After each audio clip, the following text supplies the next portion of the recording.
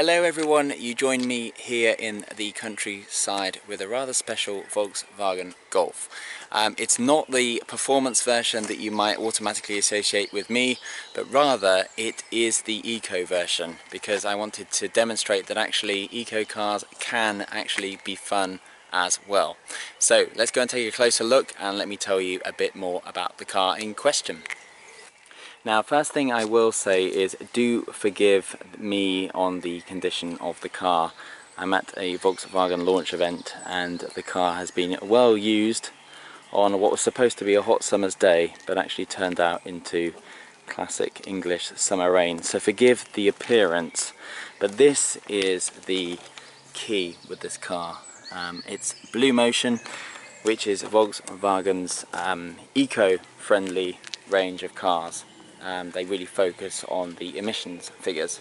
So this car, why is it special? Because actually it's a 1 litre Volkswagen Golf. It has a 1 litre 3-cylinder turbocharged engine, and really, as I say, it's the focus of this particular Golf is on the extraordinary emission figures.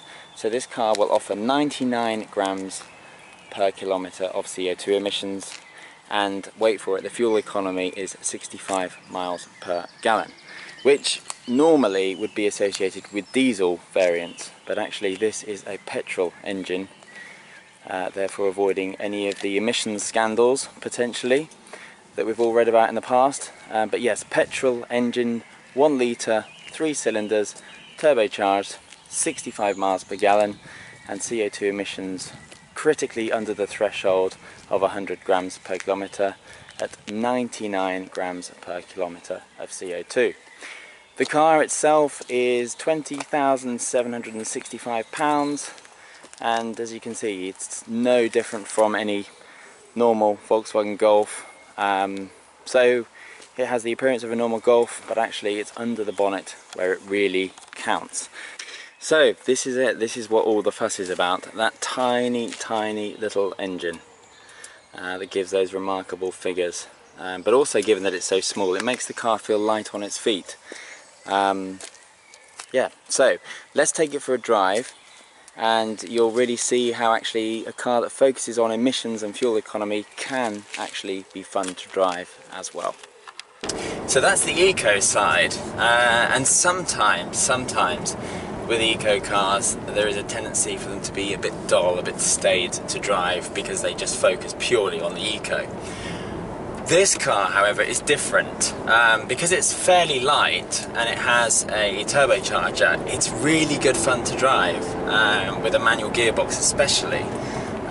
You know, the gearbox is really nice to change around. It's you can really whack the gears home really quick, and actually the essence of the car is, you know, those cars, those hot hatches of the 80s that we all remember, or maybe if you don't remember, I don't know. It has that essence in it. It's certainly not going to be the fastest car on the road, but where it really matters, on the kind of back roads, it's a lot of fun to drive.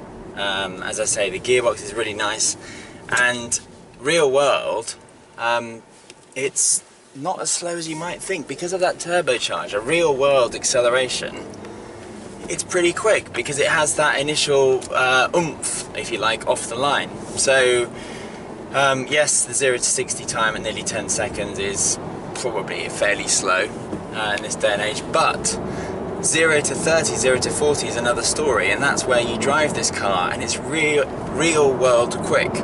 So if you have to look beyond the statistics, and as I say, the steering is nice, it's light, and yet you can feel the car. It feels incredibly light on its feet, and it responds really well. So as I say, it's really good fun to drive.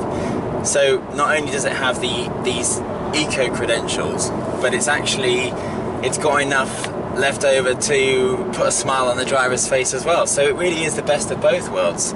So as far as I'm concerned, you don't necessarily need the quickest or the most powerful car in the range to have the most fun. So the other thing to tell you as well, because yes, it's a low capacity engine and you might think it would struggle for torque, which is the pulling power that you need real world wise. I mean, for example, we're doing now 30 miles per hour. I'm going to put it into 4th gear, just over 1500 revs, and the car still accelerates, and that's the benefit of the turbocharger. So the turbocharger kicks in to give you that low down oomph that you need. So by no means do not think that because it's a small petrol engine that somehow it's going to struggle and you're always going to be forever changing gears.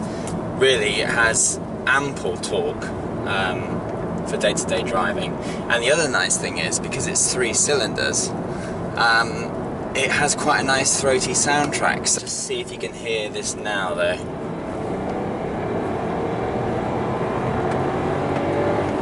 It's a little bit of Porsche in there somewhere, I'm sure. So really, when you do want to have a bit of fun and, you know, have that sporty drive, it's got a really nice raspy engine noise to it. I don't think it will come across on the camera, but it's certainly not dull as an engine noise. So you know, it rewards you.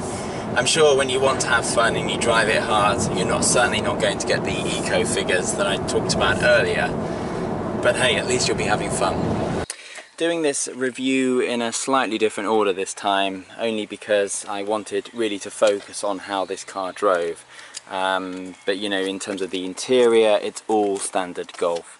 So those familiar with the brand will see that all is the same with this entry-level model. You certainly don't feel shortchanged on the quality. It's got all the hallmarks of Volkswagen's high build quality.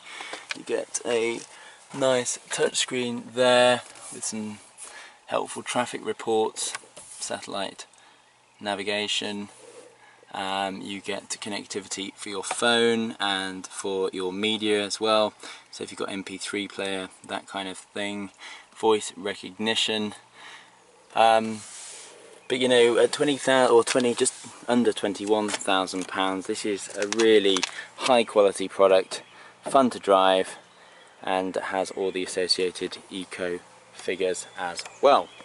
Just wanted to come around to the back just again to show you that it's all standard Golf, which is to say you get a practical family 5-door hatchback, sizable room there in the back, and then we flick round to the boot space.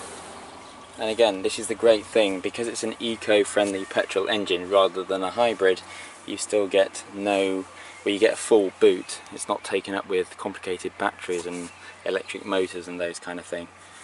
So there's no compromise to be had from benefiting from those emission and fuel economy figures. So there really you have a whistle-stop tour of the Golf 1 litre TSI Bluemotion model.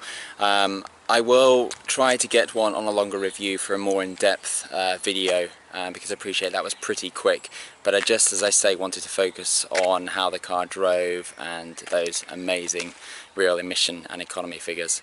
As always, thank you for watching. If you do have any questions, put them in the comments box, and no doubt I shall see you soon. And of course, if there's any particular car you would love me to review, do get in touch as well. Thanks again, see you soon.